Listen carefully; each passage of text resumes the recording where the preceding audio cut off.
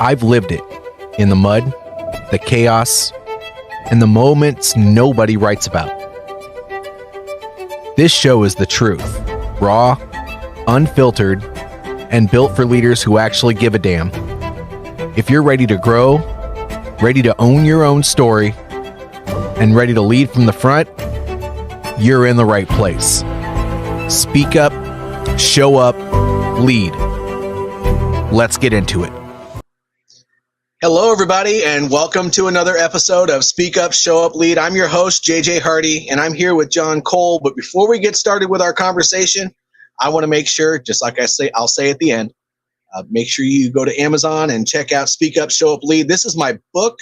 It's my story of leadership lessons that I've learned throughout my life, and I've been told by a few people that it actually helps them out of a real low spot. So if that's something that interests you, go to Amazon.com, Speak Up, Show Up, Lead. Jon, how you doing today, buddy? No, good, man. How about yourself? Man, I'm doing wonderful. I get to be here to have a conversation with you and share another great person doing great things out in the community. So I'm really excited to get into this conversation. So if you wouldn't mind, to get us kicked off here, you want to tell the audience a little bit about yourself? Yeah, so I'm Jon Cole, retired Marine, Chief Warrant Officer 2. I ended up only doing 16 years in the Marine Corps. I did get to retire, an early retirement due to some medical stuff, went through a med board process, kind of that whole ordeal. I was fortunate enough to where I had enough time in service to where I actually got to do terror or temporary early retirement. And so that got approved, and And so kind of leading up to that, going through back issues, nerve issues, really just kind of going through that process and then figuring out what I was going to do afterwards, and kind of give me a little bit of background real quick too, just kind of what I did when I was in the Marine Corps. I did kind of IT and network security for the most part. Came in 2006. I was 21 when I came in the Marine Corps. And I didn't think I was going to be doing IT, to be quite honest. That was not my first choice when I joined. I actually wanted to do something a little more gung ho, if you would, with my military career. But the cards kind of fell in their place, I guess, if you would, in based off of some recruiter tactics. If there's any recruiters out there listening, you guys probably can let me know if I'm right or not on my assumptions here. But with some recruiter tactics and stuff, when I went down to depth, and went to everything, and they were like, "Oh yeah, we can't give you artillery because you didn't take geometry in high school," and like all this other jazz. And I was like, "Well, okay, well, like, what about like field MP?" They're like, "Oh no, you can't do that either." I'm like, "Well, okay, well, what can I do?" And then one of the, like, you can be like a refrigerator mechanic. I was like, yeah, I really don't want to do that. Like, I don't want to work on AC units. I'm good with that. Well, what about a warehouse clerk? I was like, nah, man, I've worked in a warehouse before, third shift. Ain't you trying to do that again either? And I was like, well, what other options are there? Like, well, data systems. I was like, what does that mean? And they didn't know. All they just knew had to do something with computers. And I was like, you know what? Like, in 2006, computers were starting to become a bigger thing. The internet was becoming a bigger thing. And I was like, you know what? Like, at least this will give me something that I can at least transition into if I decide to do my 4 years and get out. At least it gives me something I can look forward to on the outside. Right. 16 years later, I retired as a Chief Warrant Officer 2, planning large scale networks and kind of tactical data centers and stuff. And so, yeah. With that transition, I kind of started thinking about, what do I want to do afterwards? Not just necessarily like professionally and like my career goals, but like, what do I want to do personally also? One of the things I did decide to do while I was still active duty is I started my podcast, the Bunkhouse. And when I originally started the Bunkhouse, I brought veterans on to kind of share their journey and like give their story and their in IT or cybersecurity, whether that's what they did while they were in the military or if they transitioned and got into it after the fact. Kind of give them the opportunity to kind of give some tricks of the trade, give some advice around transitioning after service, how to get into the career, and kind of give that kind of stuff. And then every now and again, we may talk about some mental health here and there if it came up. The most of the time in the beginning, the only time we really talked about mental health was when we're talking about like career burnout or like just being burnout from work, being overworked all the time, and especially in that career field, it happens a lot. Um, and then that lasted for, so yeah, I started that around 2022 ish, early 2022. So 2021, 2022, roughly. Um, and then my last episode, um, I released was back in early 2023. I am currently in the process of relaunching this spring. I'll kind of go into that here in a minute, but when I kind of when I took my hiatus, um, I had just started thinking about shifting and kind of doing a second session, and I called them sessions instead of seasons because I was going to be doing them both in concert, kind of in line with each other. I only did one episode a month when I was doing the IT pieces, and I was like, you know what, I think I could do a second episode a month, and this second episode each month will be focused strictly on veterans and mental health, and then just life after service, right? Um, I got one episode done, got it released of that session, and my own personal stuff started kind of going a little downhill. I won't get in too much detail around that, but started going through my own trials and tribulations, so to speak, and wasn't in a great spot. And I kind of had to step back, look at myself in the mirror, and really start putting some priorities in order. What did I want to focus on? And so the podcast kind of took a back seat, really. Um, and then over the last couple of years, I've been working on myself, working on other areas of my life, and growing my faith as well. So that's been a big piece of my growth into this year is growing my faith. Um, and probably around this past summer, so summer 2025, I really started thinking about, I was like, you know what? I really want to get the bunkhouse back out there. I want to start doing a podcast again. And with this relaunch, I'm really focusing and honing in on only veterans, mental health, and life after service. So really talking about, hey, what are the things that you learn from your time in the military, good or bad, right? Because there are good and bad things that we take from our time in service.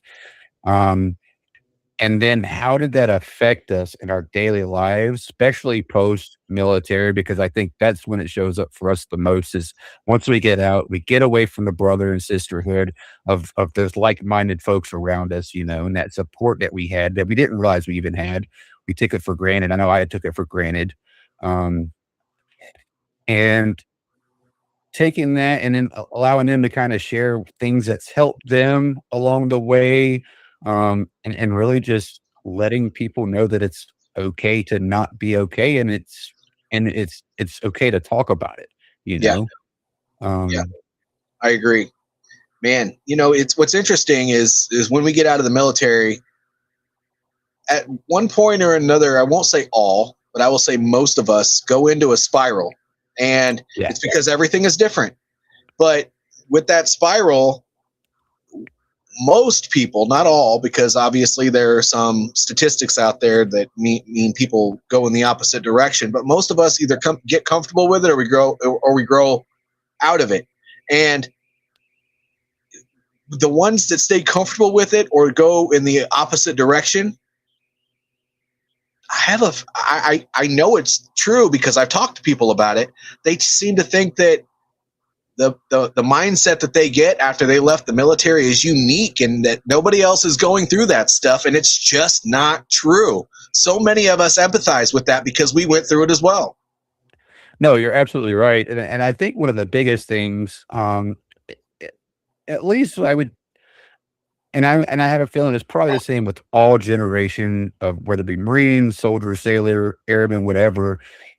Like, at least in the time of war, we grew up to where talking about issues within mental health, you got a stigma put around you.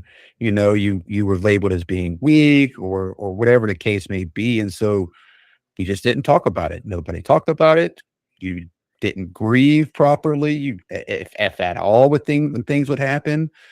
And I think that stigma or that kind of mindset sticks with us, even if we don't realize it, Yeah. because like that was one of the things. And I think you said it right too, is like we don't realize it until after we get out and like after our time in service is complete. Like I said, I started my show originally when I was still active duty, and then I retired at the end of May, beginning of June of 2022. And then shortly after that, that's when kind of my downhill approach into 2023 kind of started happening. And I, I started kind of losing a sense of purpose or really understanding what I was supposed to be.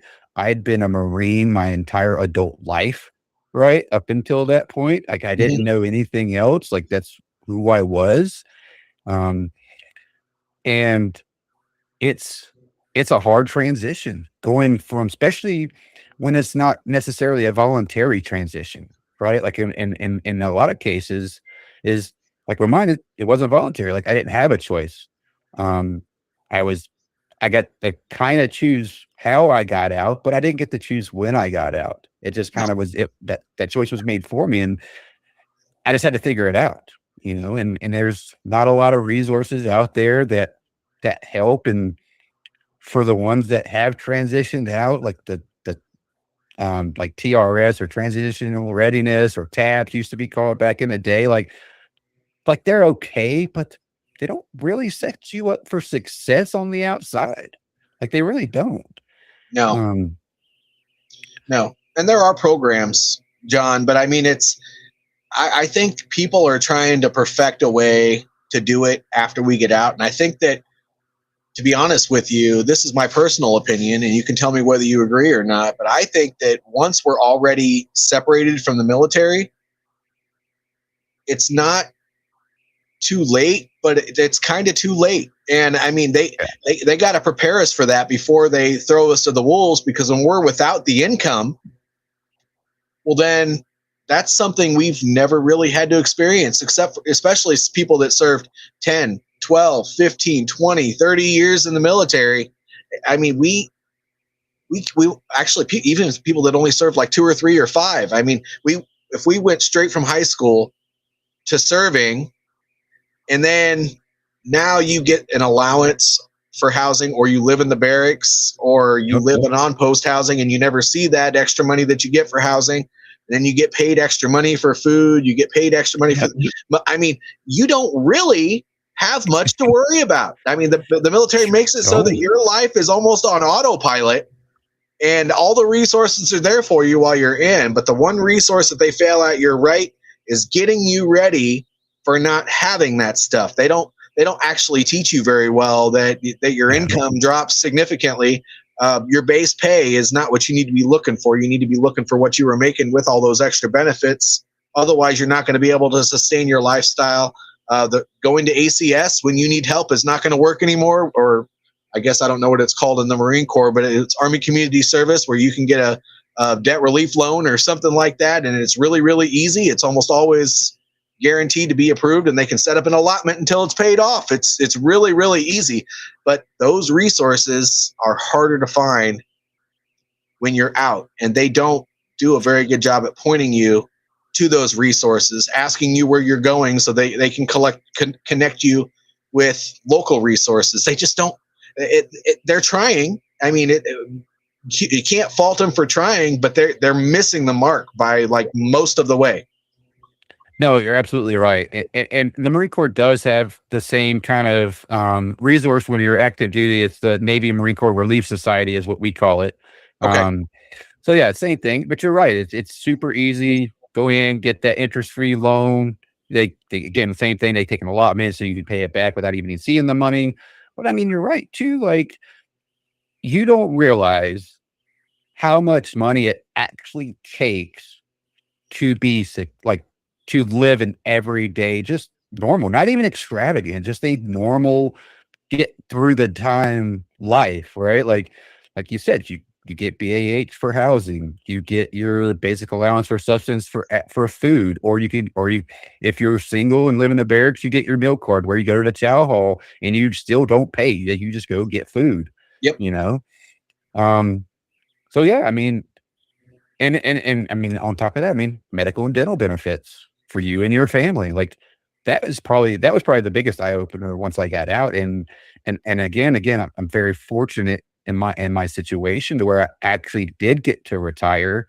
And with that, I did get the benefits of is same as if I had went to 20 years. So I do get to have TRICARE for me and my family. But at the same token, like there's a lot of us out there that don't get that opportunity. No. And medical insurance is ridiculous these days. Like it's like I don't know. It's they don't do a good job at those things. It's the small things that really add up once you get out that you take for granted. At least again, I know I took those things for granted because again, you start getting out, you go through the those transition programs and they teach you how to write a resume, kind of. They teach you how to translate your military background, kind of, into what this should look like in the civilian world, but not really. It doesn't really do a good job. Um, they say, hey, this is what the VA is, but then that's about it.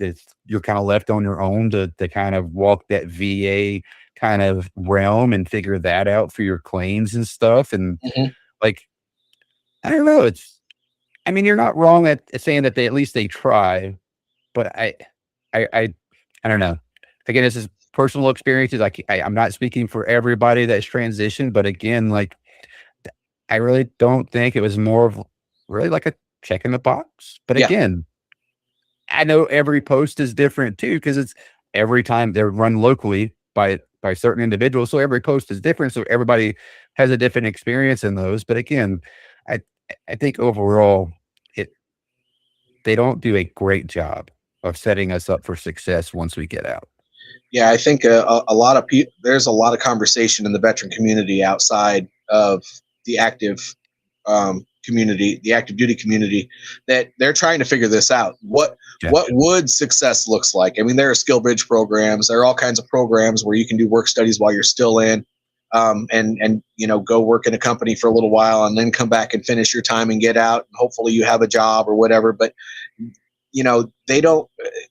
They're missing the mark. But I have a question that's kind of burning that I'd like to ask it. So you took a break from podcasting, personal issues, got that. Don't need to go into that.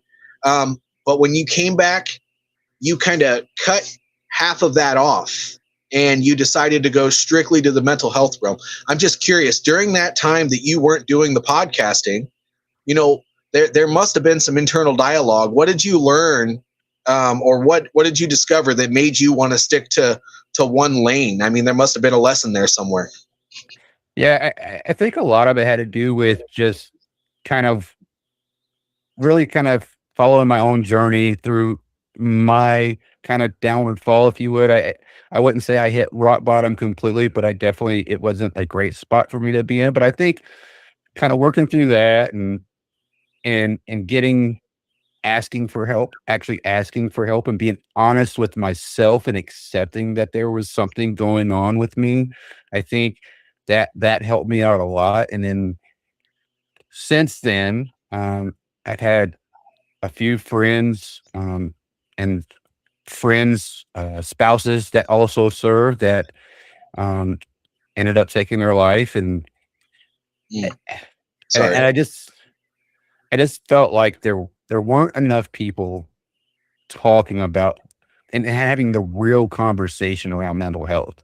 Yeah. Because again, there's still the stigma there. People, I don't know if they're afraid or if they're embarrassed or what. For me, it was, I was embarrassed to talk about it. For me, it was an embarrassment thing. Like I thought people would look at me as a lesser person or a lesser man because of the issues or the things that I was going through. But again, for me, having that vulnerability I've turned that into a strength, right? Like that vulnerability is now a strength for me. Yeah.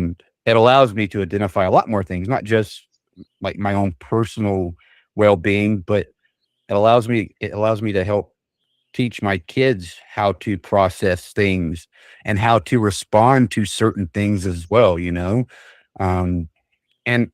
I just want to be able to share that and hopefully give somebody some peace and allow them or show them that it's okay to talk about whatever you have going on.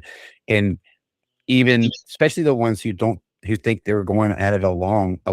They're not. Like, you're not alone in anything that you're going through.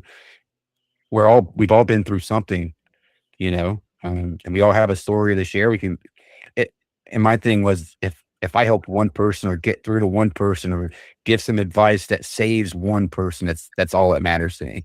Yeah. No, that's real. That is real.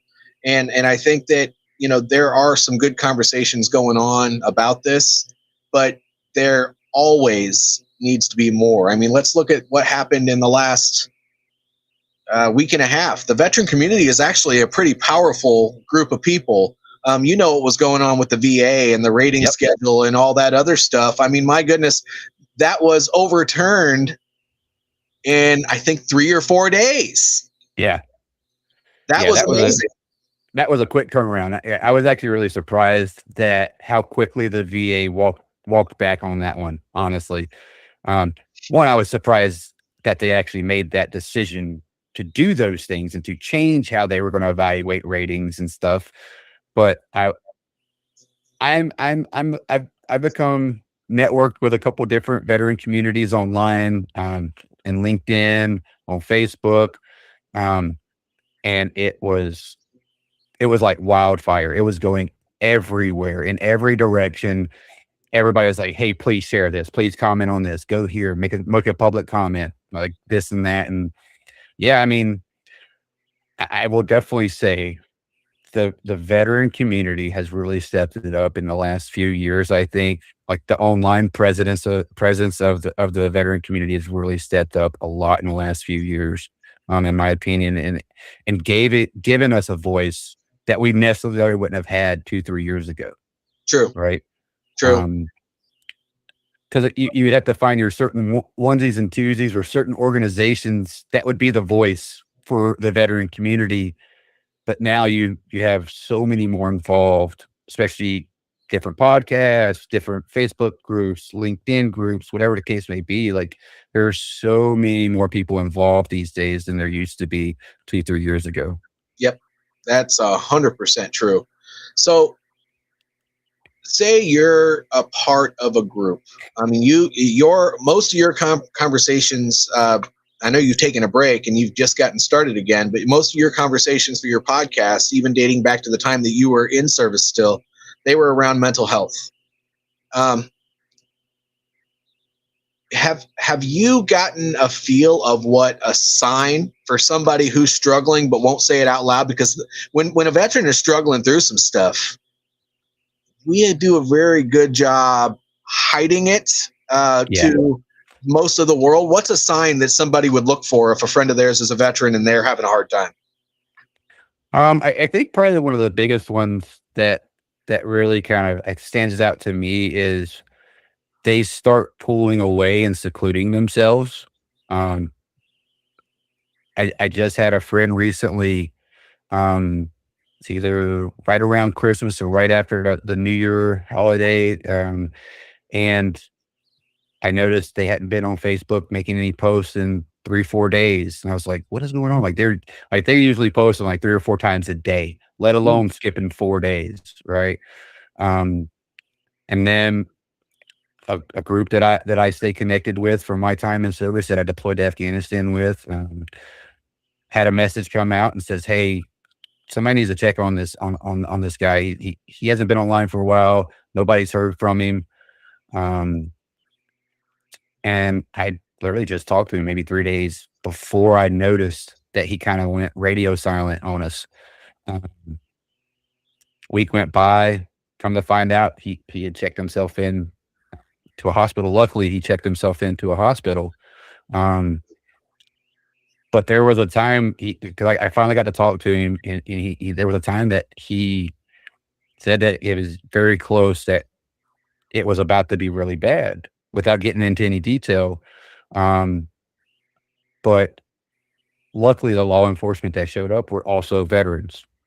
So having that immediate kind of first responder also being a veteran, I think helped him out a lot. But again, like what I noticed from his situation is he went radio silent, like out of the blue. Went from posting 3 to 4 times a day to not posting anything.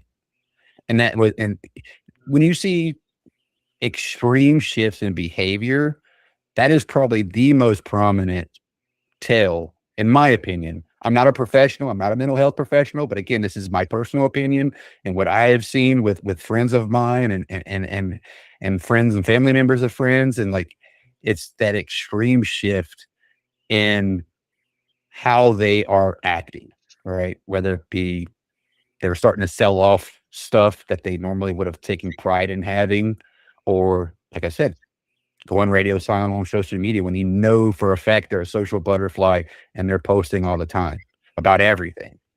Yeah. Yeah. That's a good point. You know, that's actually a good leadership lesson for anybody. Say you're in an organization, you know, oftentimes what happens when somebody starts having extreme changes of behavior is you go straight to the negative. Yeah. And you can't do that. Veteran or not, if somebody's withdrawing or showing up late every day and they've been working there for a while and that's not their normal behavior, and you know, instead of writing them up, pull them into the office. Say, what the heck is really going on?